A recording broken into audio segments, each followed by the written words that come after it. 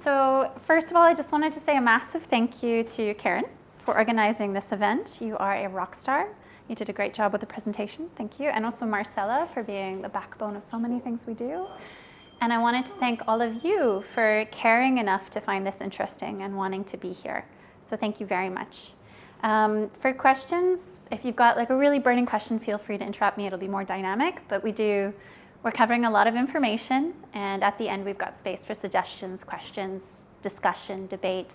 Really the intention of tonight is not just to update you on everything that we've done over the past 5 years, but to get your ideas. What are we doing that we can do better? What are we not doing that we should explore? And how can we keep growing?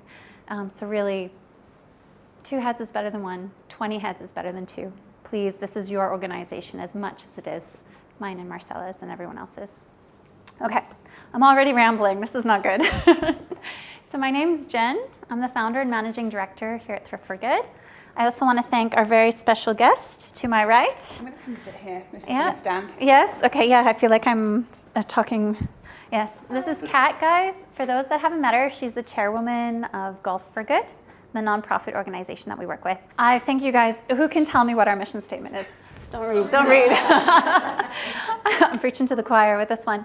But as you guys know, our mission is and has always been to rehome pre-loved items to reduce waste and raise money for children's charity projects around the world. And this came from, it's been a crazy journey. I don't want to bore you guys, but essentially our passion for sustainability. My background is in fundraising for children's charity projects. And just before COVID, I made the bold decision to leave my job to do this, selling pre-loved items to raise funds. And that's when I met Mary Allison, which was really cool. And we had an online shop, and it just, thankfully, it's the community that was part of this and made this happen from day one. So Mary Allison found our first location on the Palm Jumeirah, negotiated that deal. Woo, woo, woo, woo. And then other amazing people like Lucy and the whole force, just people have been a part of this entire journey since the very beginning. So while we had set out to do something good for the environment, raise a lot of money for kids, my favorite part has been that we've built this amazing community of people who support it. And I hope it's given as much purpose to you as it has in my life. We meet great people here, and it's been a beautiful journey. And of course, we donate 100% of our profits to the local nonprofit organization, Golf for Good, who do amazing things to make sure that helps children's charity projects around the world. So today we are going to dive into those projects, give you the 5-year updates. So we know, I'll try to keep it concise, but you guys tell me when I'm rambling on a little too long, okay? So yeah, local sales, global impact. 5 years has gone by really fast. Woo! So key highlights, we've opened not just 1, not just 2, but 3 amazing stores, with this one being our 3rd. We've completed 16 international children's charity projects to date, with the potential to do so much more. And we've raised over 4 million dirhams in the last 5 years. I remember our first sale where we sold 4,000 dirhams, something like that, and I cried, because that's, I'm serious, it's like enough for 3 children for an entire year. And now we're at this stage where it's unreal. I can't believe we've gotten this far, and the potential is massive. Okay, so just diving into the finances, because I know on our WhatsApp groups that's hard to do. But what I really love as well is that we're growing year on year. You can see the first year we opened 2020. I mean, there were only 2 months in that year, plus a lot of work at online shops and pop-up markets. But then we've almost quadrupled that the next year. We raised more the following year. We had a huge jump in 2023. I need to look back and see why, but I think the success of Times Square and all of you guys pulling together, we raised more in 2024, and this year we're going to have another jump in terms of amounts raised. And you can see our project distribution. Our biggest project to date was in Ethiopia, and that's a fairly recent project. And of course, we've supported many other causes as well. This slide is a little scary. I think we'll come, if anyone has any deep level questions, we'll come back to it. But you can see all of the, and this is in our impact report downstairs as well. There's a printed copy in every store. How to best present this? I guess when we started, we were really like it was kind of during COVID when Golf for Good wasn't doing challenges. So we fundraised a lot to keep Golf for Good going alongside everything else that you guys were doing. So you can see there's money up there. And then from our first smallest project, we raised 8,647 dirhams. Now we'd eat that for breakfast in a day. So I'm really, really proud. And we'll go through each of these projects, so I won't bore you with this slide. And this, just so you guys understand our finances a little bit, and for pure transparency, so really the majority of our revenues come from our retail stores. Palm and Times Square are pretty equal in terms of what they're bringing in. The hub, we are breaking even, which for a warehouse to break even is amazing. But I will admit, when we created this budget, we were hoping it would do a little bit better. So this year, a lot of pushing, a lot of talking, and it's already growing. So I hope in a year's time, it'll be raising good value. We also have resellers. Luxury Closet sells all the things we think are fake. Bookend sells all the books we can't fit. I am 100% serious. The ones they accept that we think are fake. So that's that. Corporate income, Jade is killing it. These are all the programs with companies, including workshops, team bonding, labor camp distributions, and everything in between. Markets and events, that's all of our baby bazaars, our Thrift 10, which isn't captured. This is until the end of July, by the way, so it's not capturing a lot of stuff. Workshops, we just started. That's all of the programs that are happening in here, like the cool artwork you can see in the side, patchwork denim. We've got cushion samples behind Laura over here. Sorry. That's okay, yeah, thank you for holding the cushion. Woo! Patchwork dresses, you can see the dress that's there, that's coming really soon. And again, thank you Mary Allison and Madeline, who's not here, for starting that program. So we should see that revenue line grow over time as well. School programs, we didn't plan for it, but it happened. We are now in schools educating on sustainability, and it has a huge potential as well. And I didn't know whether or not I should put that in there, but when we do catch theft, it pays well. So that's part of our revenue stream. And then the majority of our expenses, guys, it's our salaries. But you can do the math. We're 20 people, divide 131 over 20. We're here for the right reasons. It still is a big chunk of change though, so that's why we rely on having volunteers to get all this work done. If everyone was paid, we wouldn't send anything to those kids. So thank you. Rent is also massive. It went up between budgeted to actual because of Palm. They are rough negotiators, but our other two locations haven't charged an extra dirham, which, as you know, the retail market right now in Dubai is fierce. So that is more than an act of charity. It's really lovely. These are all really boring. I don't want to bore you, but banking, trade licenses, facility maintenance was much more expensive this year than we thought it would be, mostly because of installing new security sensors, investing in catching theft and protecting the brand. We do have a small volunteer benefit budget, but that's mostly enjoy the juice in the fridge and all these things, or finding sponsors if anyone knows anyone. Supplies, that's all you guys can imagine. Utilities are crazy. Here in this hub, it's very expensive, so we're hoping that goes down. I'm gonna stop there. Does anyone have any questions on this slide while it's up there?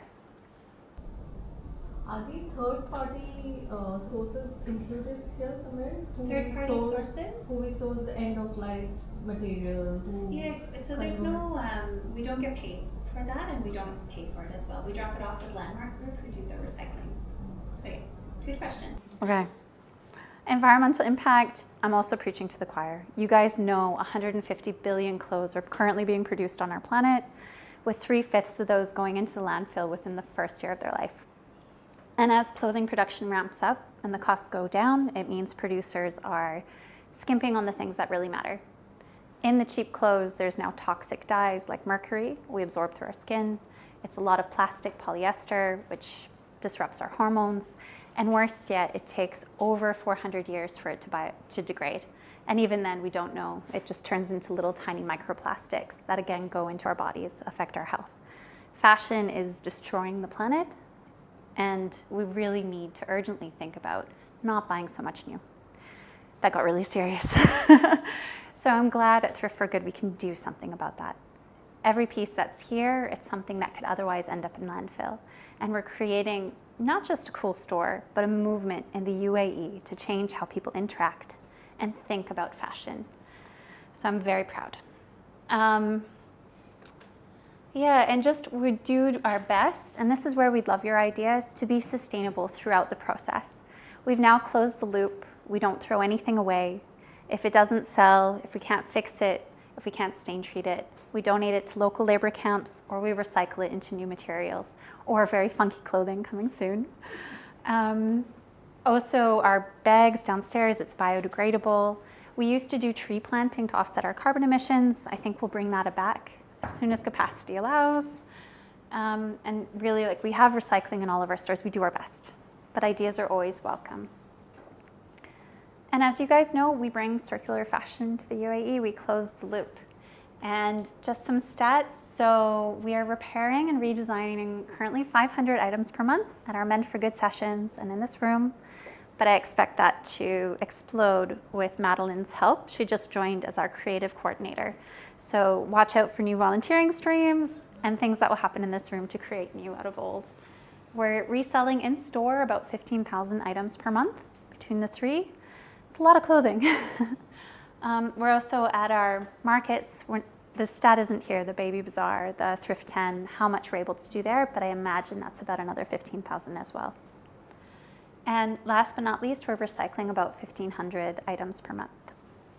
And it also doesn't have how much we're distributing to labor camp. I need to work on this slide a little bit, but it's a lot of clothing. And added over time, these are rough estimates, you can tell it's a lot of clothing. So just thank you guys. Every bag that you're sorting through, that makes a huge difference. Global projects. Okay, how is everyone doing? You're okay? Any questions before we dive into the kids? Okay. So nearly 4.2 million raised to date. Whew. And it doesn't take much to change a life. It's something we say every day at Thrift for Good. Only 1,500 dirhams to sponsor a child in Tanzania. Their food, clothes, shelter, people to love them, education, healthcare. 1,500 dirhams. I am so proud that each one of our stores can raise that multiple times over in a single day. And of course, we donate 100% of our profits in partnership with Golf for Good. And I'll let Kat speak very soon before we hopefully get sick of my voice. And just to say, it links to with clothing. In the fashion industry, labor is becoming cheaper. And the fashion industry is the second leading industry for child labor on our planet. There are currently 160 million children who are working instead of going to school. So I'm so proud that our profits can go back in to protect these little humans and give them a brighter future. Okay, our first project was in Lebanon after the earthquake, where we raised money to provide relief and keep kids in school.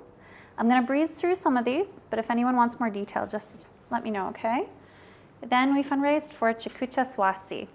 And I know we've been there. It's a beautiful girls' school outside of Cusco. And essentially at the time,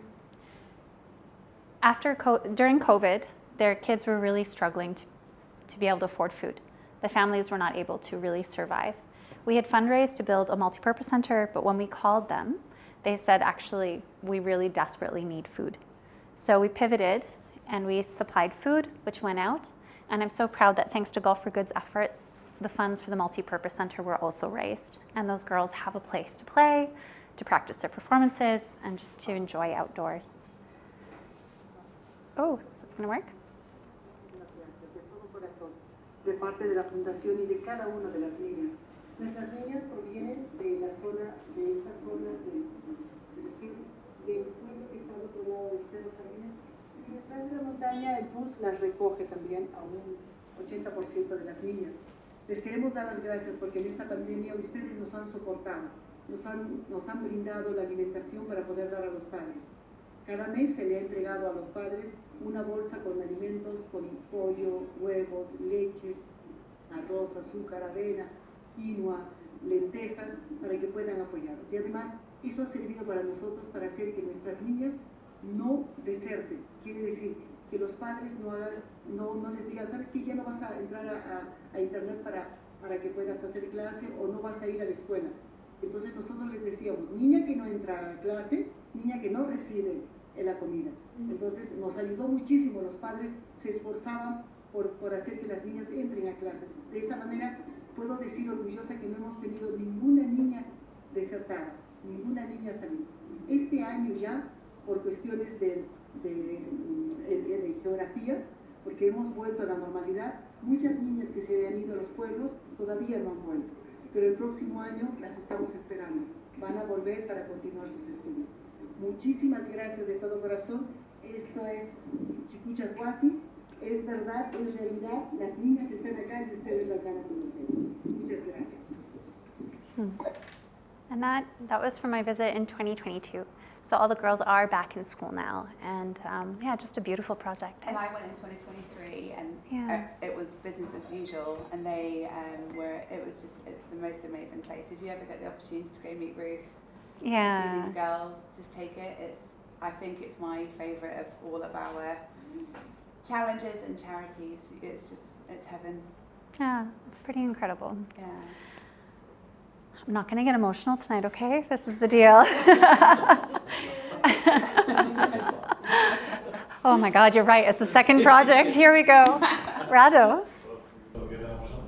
How do you choose the project to support or better Yeah. compromise the urgency or? Do you want to answer? Answer this one, Kat, or do you want me to? We'll make it a double act. So, two ways. Essentially, as Goal for Good, projects tend to be driven by the challenges. So, and we try to also organise challenges where we know that there's a need. So it's a kind of, we go both approaches, and it tends to be that we'll see where there's interest to go, because what we find is that the challenge is driving the sign up for things, and then that enables the kind of the charity, what am I trying to say, the charities that we support, they then will submit applications which we review, and then we, between myself, Jen, the rest of our board, we will make decisions on the project that best aligns to our strategy, that has the most children in need, the one that's going to have the biggest impact. We trust them. We do like a whole audit and a due diligence process to make sure that they're legitimate, they're above board, but that money isn't going to go in somebody's back pocket, as can sometimes happen in some of these countries. So it's a whole process, but we start it generally with where do we think we're going to get interest for people to go, because a big part of our reason for existing, Goal for Good's reason for existing, we're all about transformation and changing people's lives. So we change the lives of the people who come on our challenges, because they are just life-changing in what you're doing, but you're also changing the life of somebody that you'll benefit, a child on the ground that you're going to be benefiting. So yeah, that it's a kind of, sometimes though, Jen will come to me and she'll say, hey, we have a massive need in this country, can we look at diverting some funds or supporting, and then we will do a quick review, check they seem legitimate, that we're comfortable, and then we would also support that cause. So kind of both ways. Is there anything I've missed? That's fair. I think just to add to that, Thrift for Good, our strategy is Goal for Good, you guys can take on bigger projects because we'll jump in and complete the funding after the challenges. Also, we have been able to do some standalone projects as well through Goal for Good. So yes, but it follows the same criteria, always helping kids, they have to be established, they have to be able to report, to be able to meet we always release installments against receipts and reports and pictures. We have to be able to visit them so we know actually that the project is being done. So if they meet all those requirements, they can be applicable for funding. So yeah. So Larchfield, it's a children's home in Tanzania that Goal for Good has been the primary sponsor of for 10 years. Yeah. Maybe more. Yeah, maybe, yeah. And it's a beautiful space with currently over 30 kids, but their vision is to grow it to 300 with a school, with a multi-purpose center, with kitchens, with all this. We've both been to Larchfield. I haven't. Oh, okay, No, all right. I know, it's on my bucket list. Yeah. It sounds kind of weird, like growing an orphanage, but there is such a need. This is one of the poorest places in Africa, and we're only able to house a certain number of children at the moment because of resources. There is a need to grow it because there are children around living with no protection, and it can be dangerous as well in this part of Tanzania, a little bit So yeah, we're working really hard to get security gates, like a perimeter fence in place, put in a fish farm so they can feed themselves or sell the fish at the local market, put in other food kind of generating sources to create like a farm environment similar to what we did with Sparkle in Malawi, so that it becomes self-sustaining, which is also so nicely linked to the Thrift strategy. It's on the list of potential projects for us to fundraise for this year, all that. So it's exciting. This was on the back of COVID. So again, when we asked the charity, what do you need? They said, we can't afford all of these costs. So we helped them cover the expenses. And yeah, beautiful, beautiful, beautiful. Then we fundraised to build a community center in Kyrgyzstan. And the center is 100% built. It's helping the community come together. I don't know if people know SOS Children's Villages, but essentially they set up to give better homes for the kids. So there'll be a mother, the mother will have 7 children, and then as the kids graduate, more children will come to her, and they're set up as a community.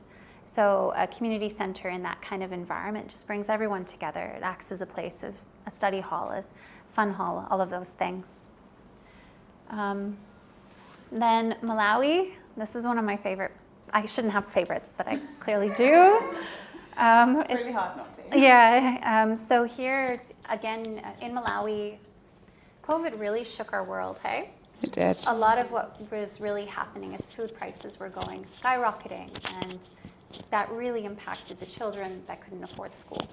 Sparkle now has 3 schools and beautiful children in all of those schools. Should I stand? Am I okay? It's okay?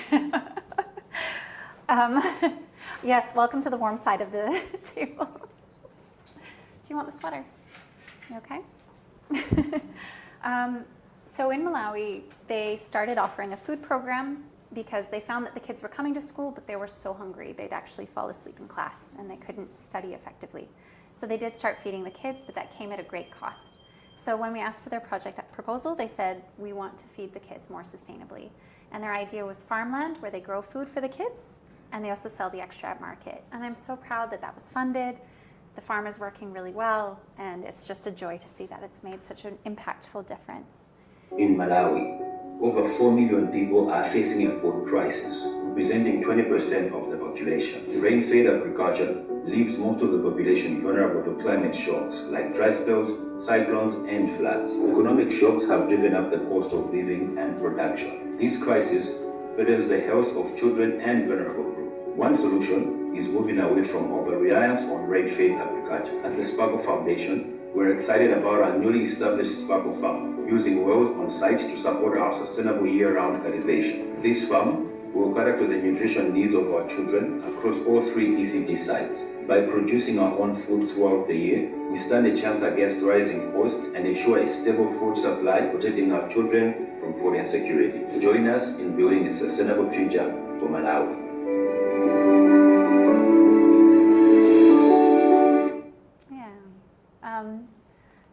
I'm just going to keep going for the interest of time, but always, guys, I could talk about this all day, every single day. So if you ever have further questions, please come to me, message me. I'm here for you. We fundraised then for a project in Ladakh. Unfortunately, due to different instances, the charity wasn't responding as effectively as we needed. We redirected that money into other projects. So just to add to that, that's an example of our protecting, like where we raise. We reached out to these guys over and over again, didn't we? And it was really tricky because there's a massive need, but we also need to know that that money is going and it's going to the right place. And if we can't prove that, to send it is just, that's too risky. There's so many other children who need that money.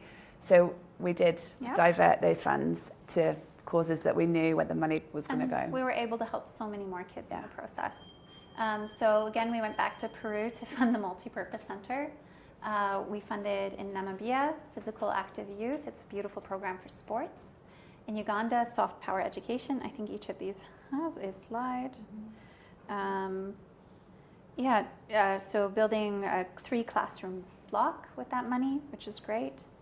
We also, our current project, Child Rescue Nepal, we built the first Safe in School program then.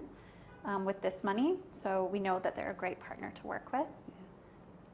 Namibia, we talked about that. and also for the Citizens Foundation in Pakistan, a beautiful charity, and it was helping older students, essentially. You could tell I should have studied a little bit more, but yeah. And then our next project, this was a big one. This is the first time we took on a goal of like 540,000 dirhams. At the time, it was very, very big. So in the Philippines, this goes back to my roots. When I was in high school, me and my friends started fundraising to build a little daycare in the Philippines. This is a picture I took like 15 years after the fact of that daycare in the Philippines, which is still being funded by my still like little high school group. And the kids that have gone through there, the teachers, they're just so beautiful. And this program, I really like it because they offer, don't get emotional or I'm gonna start crying.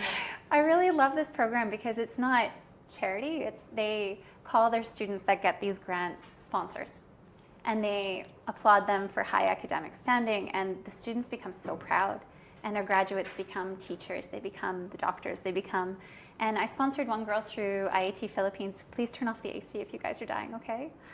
I sponsored one girl through there. She had 8 brothers and sisters, and my measly like $50 a month took care of her entire family. It got her through school, and now she's graduated university. She's a teacher, and she's just my hero.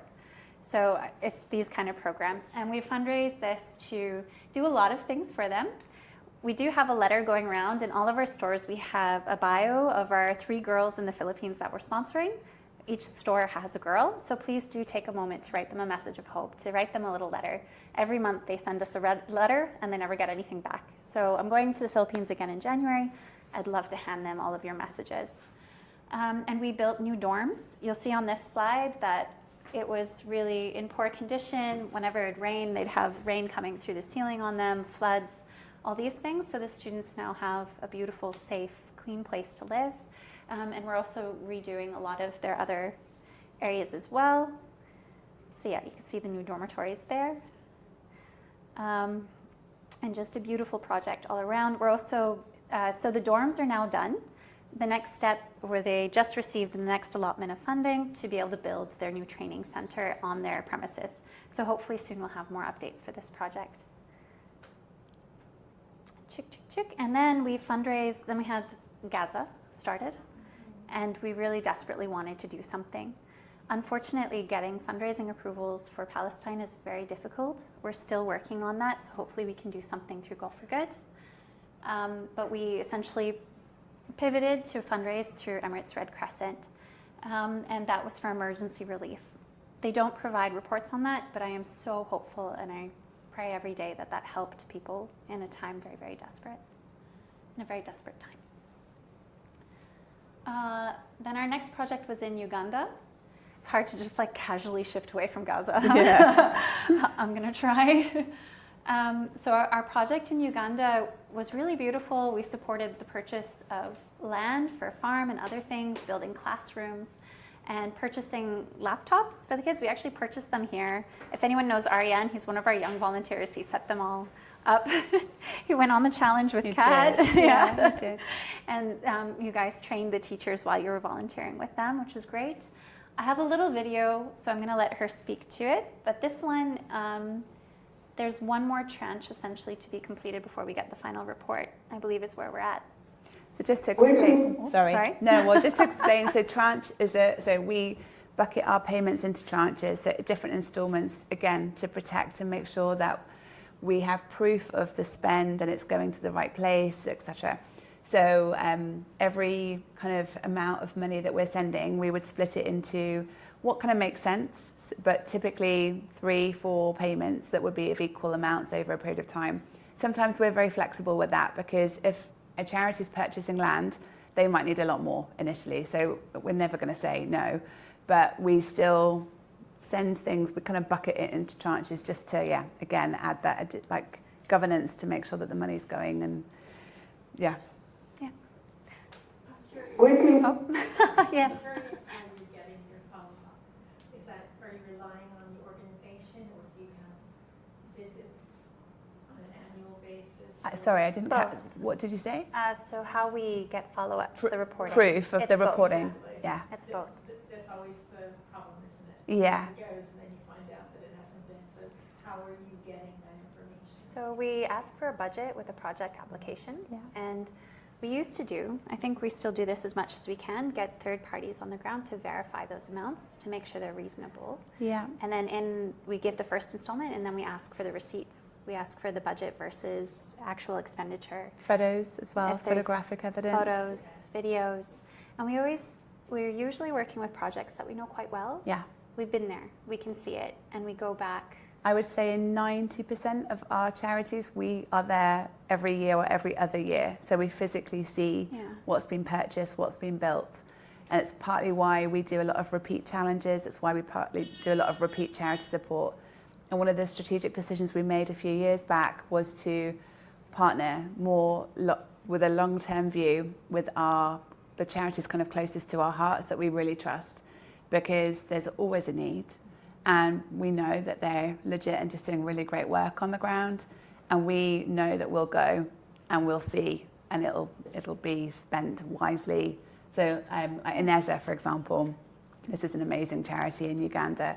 And the way that they look after these kids is phenomenal. So I have complete trust in Jackie, who you're about to hear from, that money is going to the right place and it is really benefiting the children. And we do know, but so they have an amazing playground which they built for the kids, which is wonderful to be able to, give children who don't have very much a really lovely play area. But it started kind of getting a little bit worse for wear. And because of Thrift having a surplus in funds, we're able to give them a big contribution towards that. So yeah, it's just really, but we'll go back to Uganda most likely next year, and we'll see where all the money has gone that we've been raising over the last couple of years for them, where it's gone to. Yeah, to touch it, to see it, to speak with the kids, to know it makes a big difference. Yeah. But seeing the receipts and the numbers helps me sleep at night too. Yeah, of course. So this is Jackie, the managing director in Uganda. Greetings from Ineza Children's Center, Kisoro, Uganda. My name is Jackie Baganizi and I work as the director. Since its inception, Ineza Children's Center has worked with Kisoro Children's Foundation in the USA. This partnership with the Kisoro Children's Foundation has linked us to other groups and organizations all over the world. And this is how we got to know about Girl for Good. And it has been an amazing partnership. You have supported the construction of a playground that the children have loved greatly. You have helped us fence and improve our football pitch, which again the children love so much when they are playing. You have funded the construction of 3 extra classrooms, which are going to be of great value, which we are going to use as extra spaces for the children. It's really going to be amazing for us to have free space that they can use for science lab and other activities. We really want to appreciate you. We want to appreciate you so much for the donation of computers that the team came with last year. Another thing that has been amazing to us is the purchase of the farmland. Thank you again for funding the installation of solar in the whole school. This will be of a great help because we've been having a challenge of power being on and off, and this causes a lot of disruption with the computers and all the work, so we really appreciate you. We look forward to more milestones together, and we're excited to see the team that will be visiting this year. Thank you. Yay.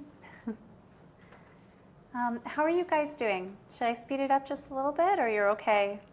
You're okay? All right, just somebody give me one of these if you're getting really bored. My presentation's only about 3 hours long. So. Now we're moving into like recent projects. So Ray Foundation, we raised 734,000 dirhams. It's a beautiful project in Ethiopia. Samira in Times Square has been there. She's seen it. Were you part of that challenge as well? No, Judy led it, didn't she? Yeah, oh yes, that's right. It's from my memory. But just a really beautiful one. Essentially, they offered free education to students only up till grade 4. And when they did studies, they found that after grade 4, kids weren't transferring into public school, they were dropping out. and significant rates. So they asked us to build up classrooms to get them to a higher level, currently up to grade 7 is what the funding will do, plus a new kitchen. Their kitchen was disastrous. And they face the same kind of nutrition programs that we saw in Malawi, in Peru, etc. If kids can't eat, they can't grow healthily, they can't learn. So that's a key part of giving them a safe future. So essentially we built up new classrooms so that they can then have an after-school program to bridge them through high school to at least finish that. And I'm excited because we had a bit of a fundraising approval gap recently, and Kat, kick me if this isn't quite 100%, but I think we're confirmed and ready to go ahead and fund Kula Nutrition. So the kitchen is almost done. You can see that's where it is now, and that's the vision for that kitchen. And we've partnered with this great program called Kula, and they have high protein packet porridge that they're going to be able to offer to the kids through there. It brings the cost significantly down. And the thing I love about Kula is we fund the first year. They're set up, they're all of this thing, and they've committed to find sponsors to keep that food going in continuity. So I'm really happy. The kids tried it. They absolutely loved it. It was cute on our little WhatsApp group today. They were like, these are the most highly voted flavors. And so they're really excited to have this. And this is going to kick off in the next couple months. And also, so after Ethiopia, we just finished fundraising for Bhutan.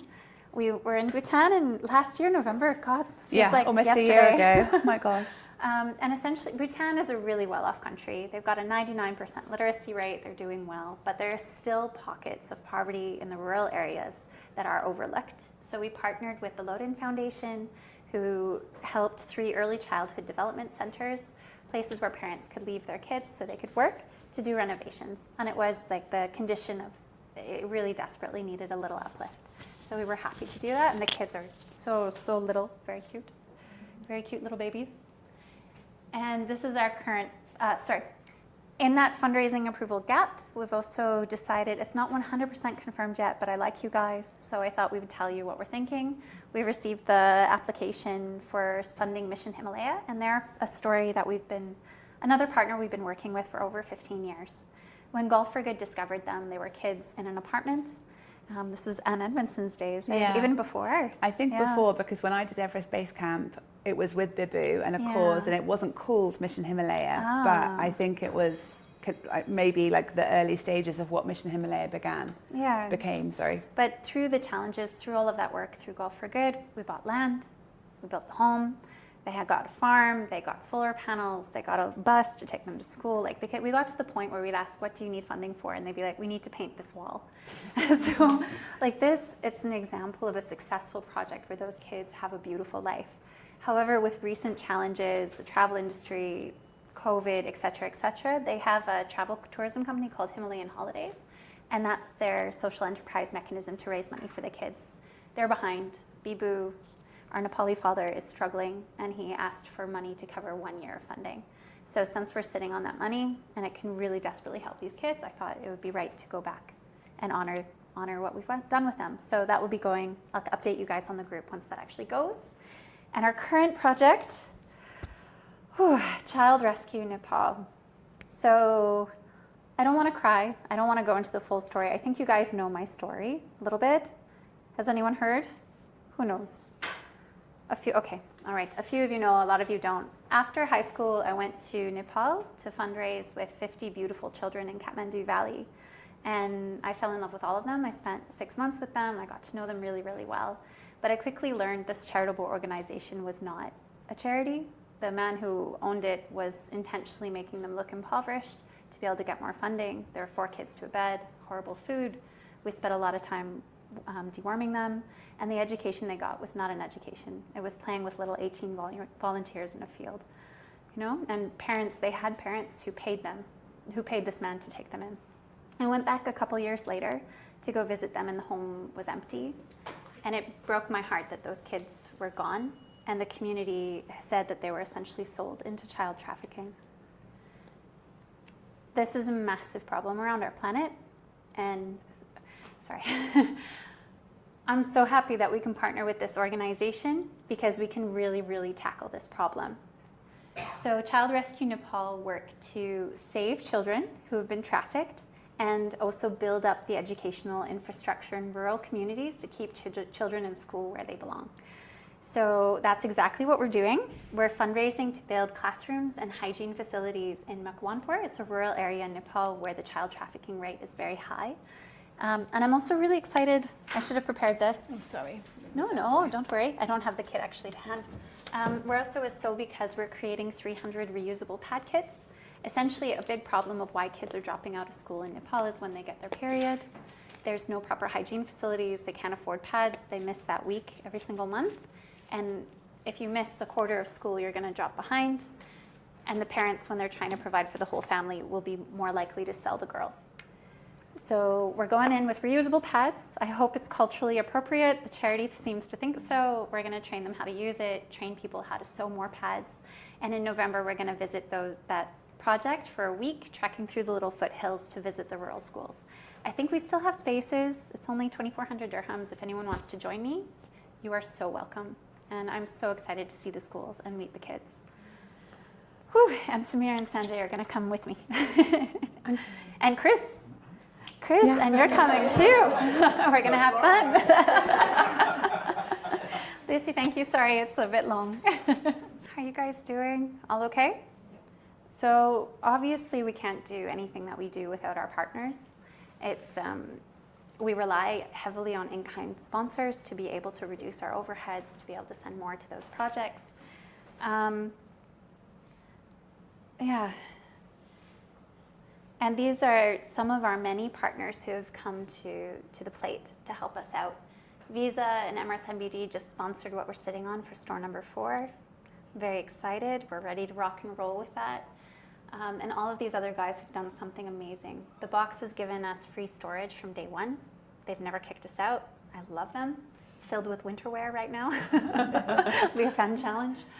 Champions Cleaners does our dry cleaning. Malmo Interiors fit out this space at cost for us.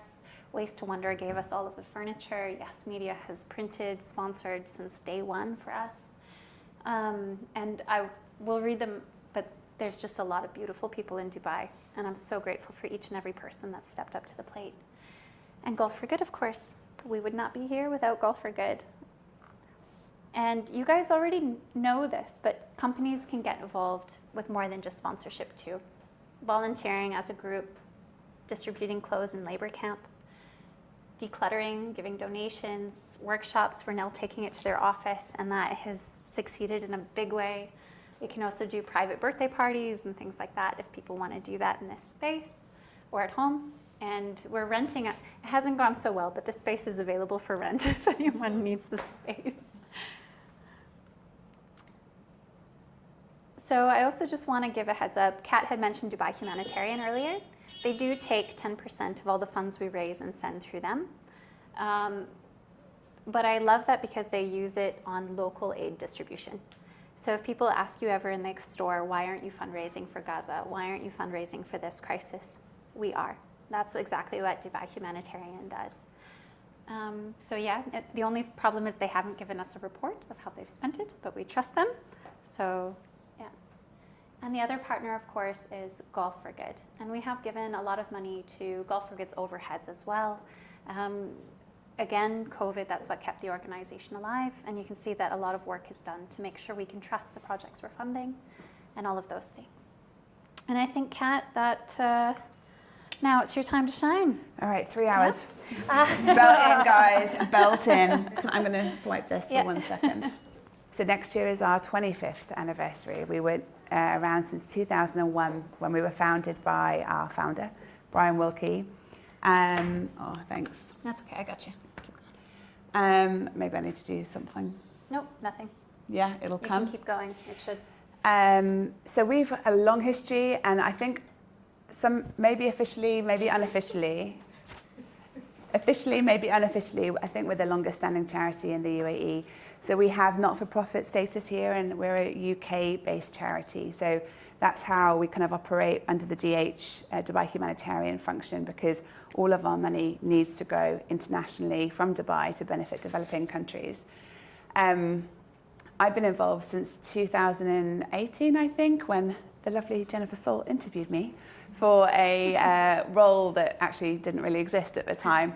and it was kind of subsequently created, and I joined the board, then.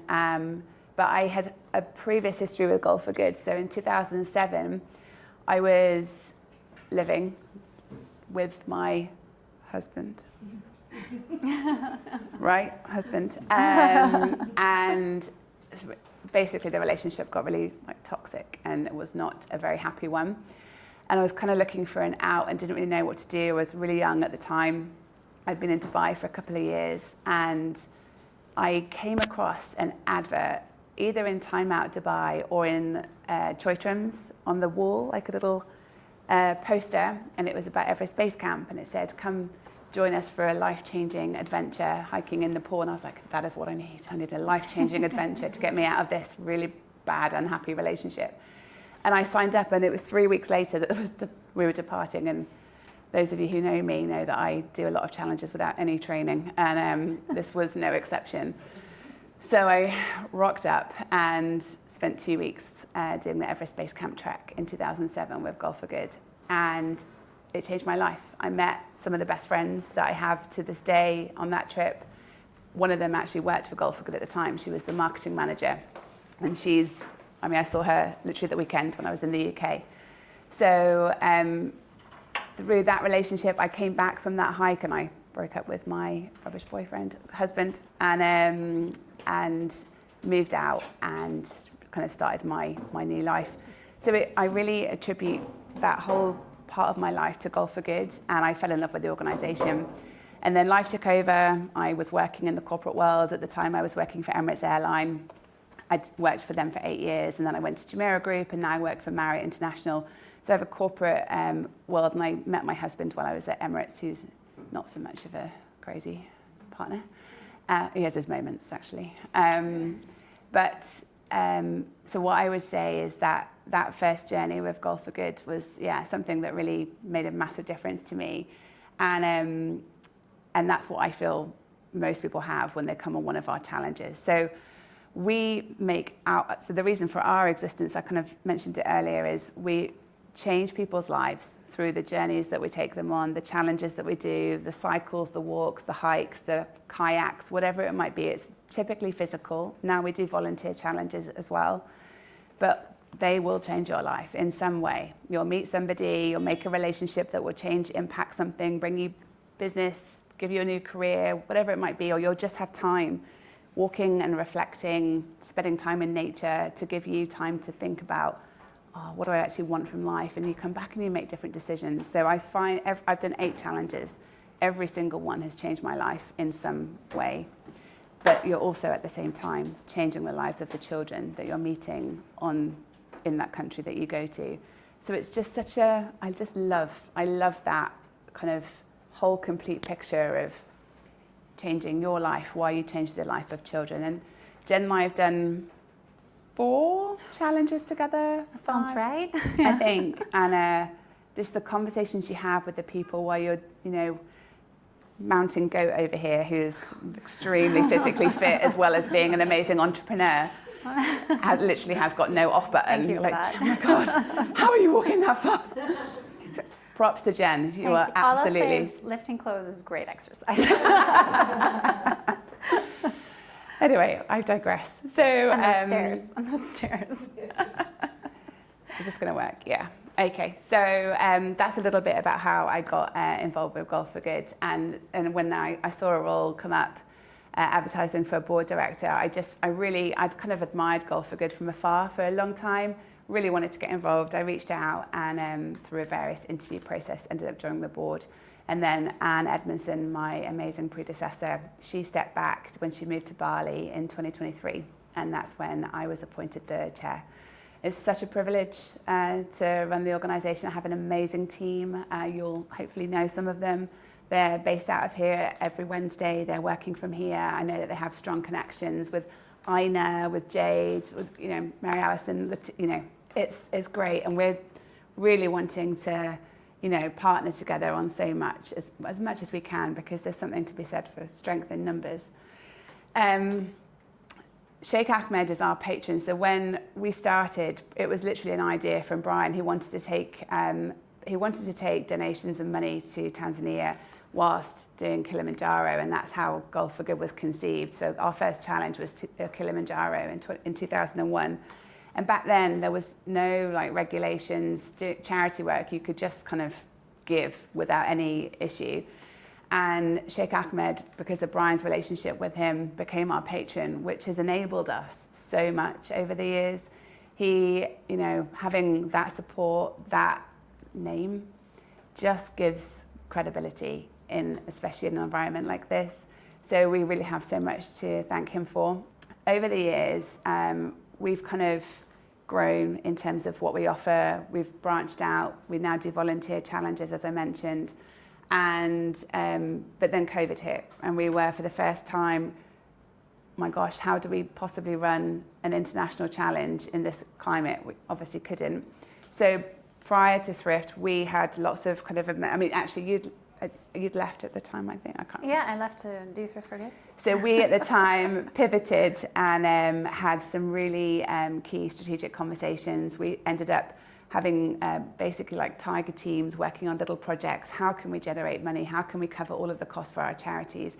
And between March and September of 2020, we, through running virtual Burj Khalifa climbs in people's apartments and building stairs, through running virtual Everest Base Camp challenges where people were walking the distance of every Everest Base Camp day, we also were able to raise money for every single charity that approached us about funds needed that year. And this is pre-Thrift. And then post, we were also able to, the need got greater because life didn't get any easier for, a year and a half, 2 years. So thank God, because it became really tricky. We ran our first post-COVID challenge in 2021, I think it was, to Kyrgyzstan, which I did. I think that was one you didn't do. Yeah. It rained a lot. But it was amazing to go, but we weren't able to meet the children in the same way because they weren't, because of COVID, there was lots of restrictions still in place. But since then, I think it's fair to say that if we didn't have Thrift and if that store hadn't have opened in November of 2020, I'm not sure what life would look like for Golf for Good right now. Challenges it's got very hard. There's much more competition. We have adventure training companies left, right and centre in Dubai. People they don't have as much money, so they're not able to give as much as they were. We've had to cut our costs and things like that. So just the amount that we're able to raise is less, which is really tough. And it's kind of constant quandary. We're not for profit. Our challenges don't make us money, but they need to also be viable. And so, it's just a constant reflection on how can we optimize, how can we do things for less. The team have really difficult jobs. They have like 5, 6, 7 different hats that they wear at any one time, balancing like different types of work. So they give so much, and there's just 4 of them. So we are all of the board is completely volunteer. I'm a volunteer. Just our team are paid members of staff. And I'm really proud of like what they are able to deliver. Like the culture within Golf for Good has got to a really great place, which is such a privilege. So that's a little bit about life at Golf for Good over the last few years. So next year is our 25th anniversary, as I mentioned, and we have big plans. But what I will do is just give a very quick summary. So we've raised about 22 million dirhams since we came into existence. So if you think about the amount that Thrift is raising in just 5 years, it will surpass Golf for Good at some point, because we're, again, not for profit. The challenges don't make a lot of money, but they are amazing experiences for people who come. And it's also the way that we validate our charities, right? So when you go to a challenge, you always visit the charity, and it allows, for the people who are raising the money for the challenge to see where their money is going, but it also allows us to validate where the money has been spent, because 9 times out of 10, we've raised money for them before, and we can just sense check. So we've supported about 36,000 children, actually that number's gone up, since 2001 in about, I think, 68 different charity projects across around 35, 36 countries. So huge impact around the world, which is, I'm so proud of what we've done. And I just wanted to do a little teaser, because obviously all of you want to summit Kilimanjaro, I can see. So just to kind of quickly run through what we've got remaining for 2025. My husband is actually running Everest Base Camp for us, so fingers crossed everything settles down and this can go. And we've talked a lot about the charity, so I will kind of whistle through the challenges because of time. I don't want to keep you too long. But I think officially we might be sold out of this. If anyone has a burning desire to come to Everest, please come talk to me and we can maybe sneak you in. We also have Cambodia running. We have a challenge and we have a volunteer challenge running directly after it, so kind of a back-to-back. So the first part of the challenge is cycling, and it looks like it's going to be amazing. You're essentially going to arrive into Angkor Wat at sunrise, which sounds pretty life-changing to me, although I hate cycling. It's not my favourite. My bum does not enjoy a bicycle seat. So Lana is leading this, and it will run back to back with the volunteering challenge, which is also a charity that we are partnering with Thrift on as well. So very excited to get to know this. This is a new charity for us. I don't think we've supported them before, have we? It's the first time. Yeah. So we do look to branch out and to see, because also we have a lot of repeat challenges. Once you've come on one, they're a bit addictive. And so because of that, we need to grow a little bit, because you can't just keep offering the same thing all the time. So yeah, new charity, new challenge for us, but really excited about this. And it runs over the same dates as the Nepal challenge, or the challenge part runs over the same date as Nepal, which I know Chris is going on, and you mentioned Sanjay and Samira is going as well. And hello. Hello. And then I don't know if you know, but like Sama came with me to Uganda, and I think Samira went to Ethiopia. Yeah. So it's really nice to see some of the thrifters coming along on the Golf for Good challenges. And I should have mentioned at the beginning that I started volunteering in the Palm in 2000. Yeah. And I was a Saturday girl doing 4 hours for about 3 months, and then I decided that I couldn't, life needs to happen somewhere, because I work in a full-time job, I have 2 little kids, and I run Golf for Good, and there's about 5 billion other things I do. So Jen was like, Kat, you need to just focus on the Golf for Good thing. So, okay, but I like steaming. It's very therapeutic. Very therapeutic. Anyway, that's our challenges that are running between now and the end of the year.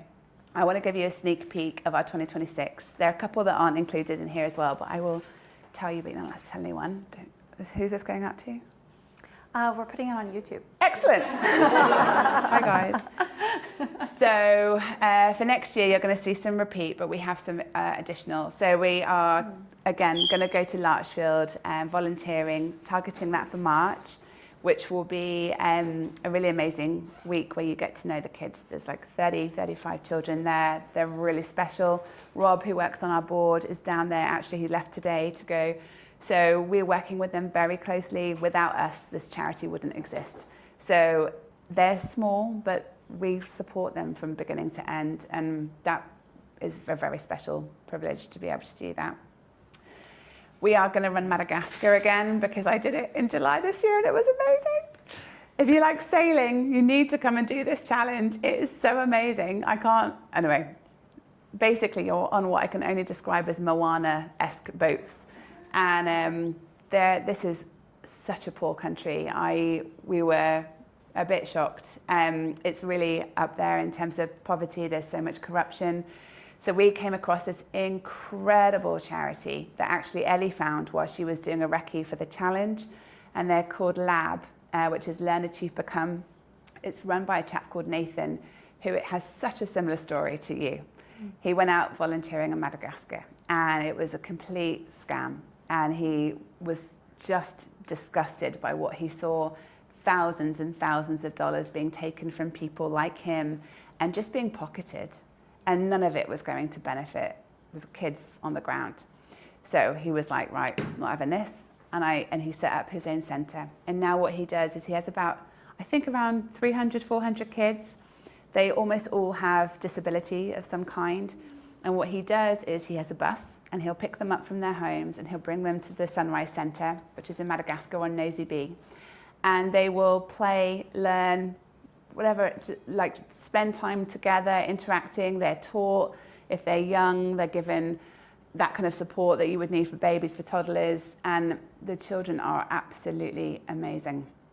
It's a really tough place to leave. It's a really tough place to see, but it's a very magical place. He's created a little heavenly place for these kids, and without that centre, the parents wouldn't be able to work because they couldn't leave the children. The kids would just be sat at home, bored, and not having kind of any social interaction, very, if any, education. So it's really amazing. And we were also very lucky while we were there to go and visit a local community. And I met with the president of the it's like the tribe leader effectively. And he doesn't speak English, but we were being translated. And I asked him, I was like, well, how could we, because there's so many children there, I was like, well, is there anything that we could tangibly do? And he said, you could build us some toilets. And at the moment, they just have a hole in the ground for this like village of it must be about a couple of thousand people actually, I would say. And they have literally like one hole, long drop. And it's that he was kind of hesitant to say, I think, because I think he was a bit embarrassed, but to build that is like $1,000. I was like, oh my God, this is, yes, we will. Like, even if we just sponsor it amongst the challenges, you know? So when you get out to these places and you see, and someone like that who, you know, he could have asked for money. He's not. He's asking for something that genuinely will help his entire village. And when you meet people like that, you just instantly trust that they're doing the right thing and that they're good people. And that's why I think going to these places is so, so important. Oh my God, I'm waffling, sorry. Anyway, so this we will run again because it's an amazing experience. The charity is wonderful and we want to establish a regular connection with these guys. We also want to go back and see what they've spent the money on. They're building a recycling centre. So the other thing about this, it's got such a nice connection with Thrift because they're all about, as well, sustainability. So by recycling, they're going to start creating money, which is going to be used to offset the cost of food for the children. So it becomes like a really nice little business model and a way of sustaining themselves. Killy, we run pretty much every year. It's our first challenge and will kind of always be something that is completely amazing. It's really hard, but it is amazing. I did it with Jen in 2019. Yeah, hardest day of my life. That was worse than childbirth. We'll just glaze over that. Definitely train for that one. That was an error, not training for that. But yeah, it was an amazing mountain. We always support either Larchfield or the Foundation of African Empowerment. Some of you will have heard of that charity because we've worked with them for a long time. But again, we would always assess and see what the need is ahead of going to Killy. We're going to run Machu Picchu again. Again, gives us an opportunity to go back and see to Kuchaswasi, make sure that they've spent the money in the right way, but I trust them completely. Honestly, they're an amazing charity, and this was a challenge highlight for me. This is a really amazing bucket list trip. If you like walking, it's not crazy hard as well. It's just a really, really lovely walk. I think we're going to go back to Uganda because this is a lovely volunteering challenge. It's family friendly, so you can take your kids. There's the opportunity to go trekking with the gorillas, which is an amazing experience, which we'll do at the same time. And again, it gives us the opportunity to go back and check that they've refurbished the playground because that's where the money is going to go that we're spending. We're donating to them. And then we have what I can only describe as our Kushti challenge, which is essentially wandering through vineyards in Georgia. For the less maybe ambitious, more wine-related people amongst us, and then from Georgia, I think it looks likely that we would divert funds to a central pot that we would use to help support a Gaza type situation or a Middle East. We're looking for a Middle East-based charity. We've got about 4 that with Jen and our team are looking through because we get a lot of requests to support locally. We can't donate in Dubai, in the UAE. It's not allowed under the Dubai humanitarian governance, but we can to the Middle East and Jordan. We know that there's massive need. There's massive need in many of these countries. So that's likely to be where we donate the money to. Then, should you fancy it, So every Saturday through winter, we do hikes in Ras Al Khaimah, in the mountains in Sharjah, in Fujairah. Oh, sorry, I've got a fly following me. Yeah, see him working his rounds around the room. Really aggressive. Yeah. So between October to April, where the weather is cooler, we're out hiking in the mountains. Great opportunity to train for a challenge or just come meet some people. Similarly to Thrift, Golf for Good community is very similar, very crossover, but also just full of glorious human beings who are just really, really nice and kind. So walking in the mountains is a really just lovely way to spend a Saturday morning and a really healthy way to start a weekend. In the summer months, we are hiking in Scudaby, walking up the snow slope as a way of testing kit, checking that if you're going to do like a Kili or an Everest, that you've got stuff that will, keep you warm when it's -20. We also do a lot of stair climbing, which is hell on earth, but it's a really good way to train for a challenge. I should have done more of those. And again, they run every Saturday. So if you fancy it, please, our teams are always sending out, kind of reminders on the socials with sign-up opportunities for both of those.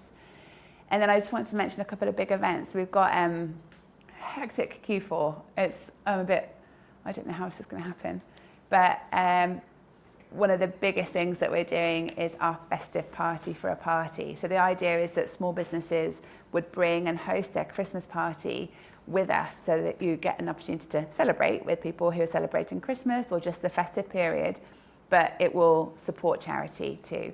So we've hired the ballroom at the Conrad, and we're going to be, so you could come with your team of 5, 10, 25, 30, up to probably about 50 maybe.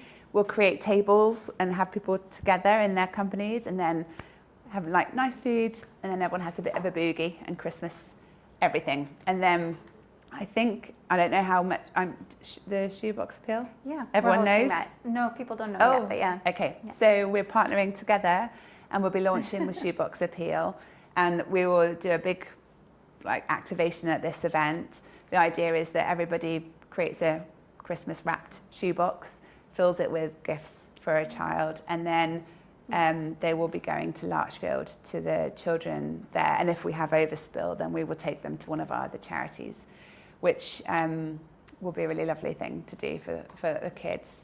So 27th of November, we will be in touch. We're just going through the licensing process. These things take time, but we would love to have Thrift there. We will have a chat about cost and everything, because obviously we want to recognise how much of a contribution you guys make. So looking at being able to provide discounted or freebie tickets for more to follow.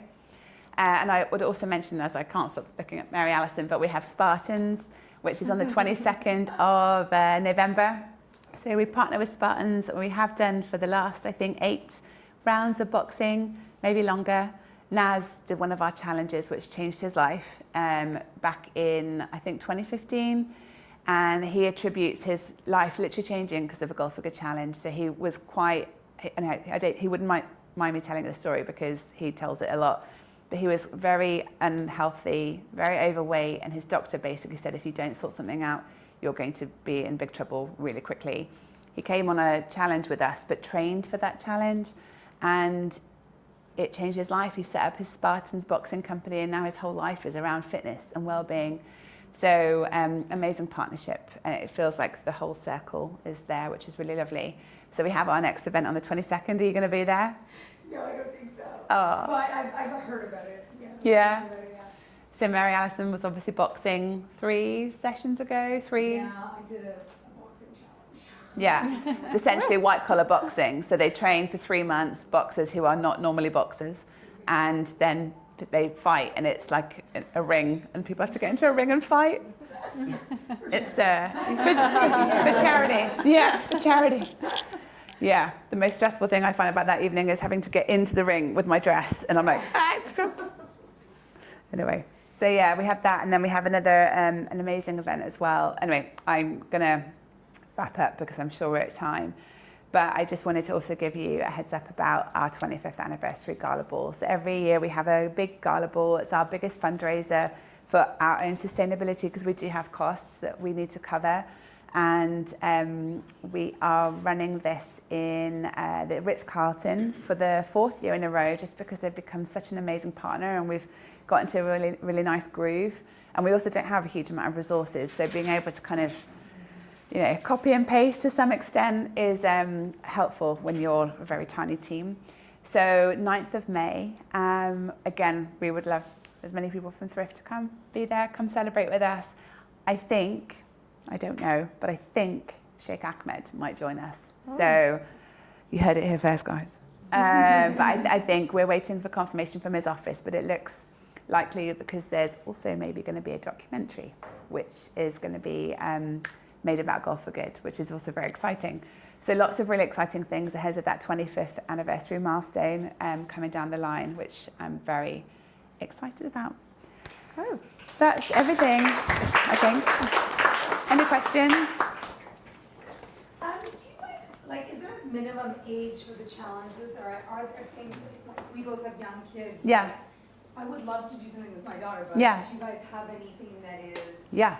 So I've taken so Rosalie came with me to Malawi, and she was 8 at the time, or 7, 8.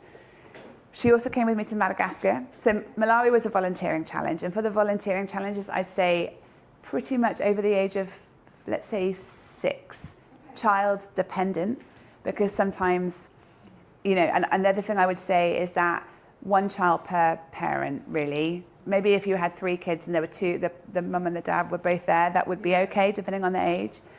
But yeah, I would say as long as there's 1 kind of parental caregiver per child-ish, there's a bit of flexibility, then that would would work.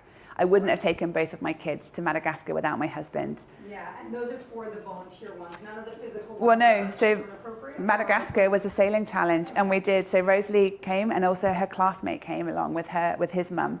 So, and we had so they are at the time they were both 11, and we had Dom, who was 16. Arian, who volunteers here, came with me to the gorilla challenge last year and did volunteering in Uganda, but he also did the gorilla hike in flip-flops. Yeah. Oh my God. It's a whole different story. Anyway, but no, he's amazing. He was so engaging with the kids, and the kids love kids coming. There is nothing that they love more than running around playing football, netball, whatever, to tag, quite frankly, just with the children. And they're always fascinated by the kids that will come. Rosalie celebrated her birthday in Uganda. We were there for it. And I don't know how they knew. I don't know. I probably mentioned it to Jackie, but without telling anybody, she got all of the kids to write Rosalie birthday cards. And all of these kids came running up and gave her all these cards that they spent hours working on. Oh my God, it was amazing.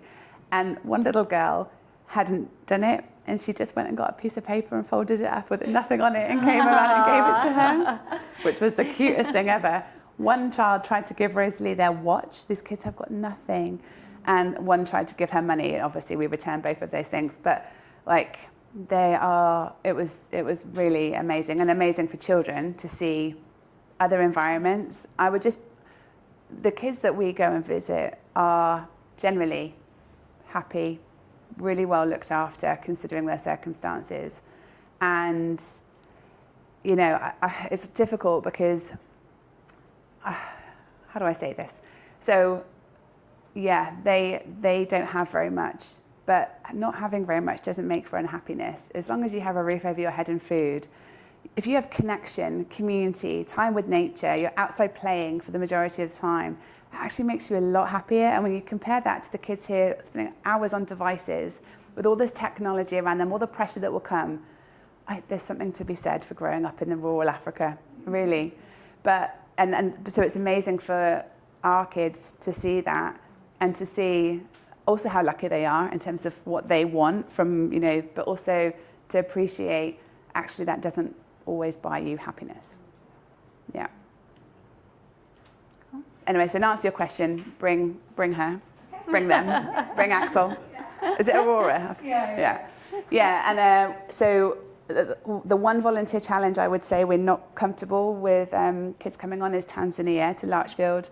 Just a little, once the perimeter fence is in and we're secure and we can stay on site or very nearby, maybe, but there's a little, you know, it can be a little nerve-wracking, and Rob is not comfortable that we can bring children there. So yeah, that's the only thing. But I think, and then in terms of the challenges, so if you're doing like a physical Everest or something like that, we would consider taking children over the age of 16, I would say, depending on the challenge. Again, Madagascar, we assessed it and thought, okay, as long as they can swim, and it was in boats and no one was even in the sea. But yeah, so kind of challenge dependent, because also it changes the dynamic. If you're there as a group of adults and you want to just have an adult trip, I totally get that too. And we would not encourage for kids to go.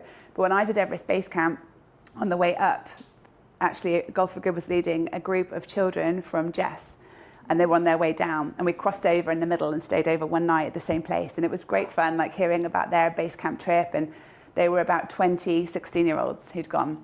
So we would definitely look to do that kind of thing again and partner with schools to do that. Yeah. So thank you guys so much. I mean, obviously you can hear Golf for Good. It's empowering for yourself when you do these challenges, and what we can do together for those kids, it really changes lives. It makes a massive impact. So thank you all for your patience. We're almost near the end. So looking forward, what's next? And this is where we need your help, guys, as always. So as you guys know from the previous slide where we talked about the finances, we had budgeted for 50% to go to the kids. I don't know if I should go back to that one, but essentially we're standing at about 38% of our revenues. The reason for that being the hub is not doing as well as we want. The rent's a little bit more expensive. So for me, this is like top priority. So thank you, Mary Allison.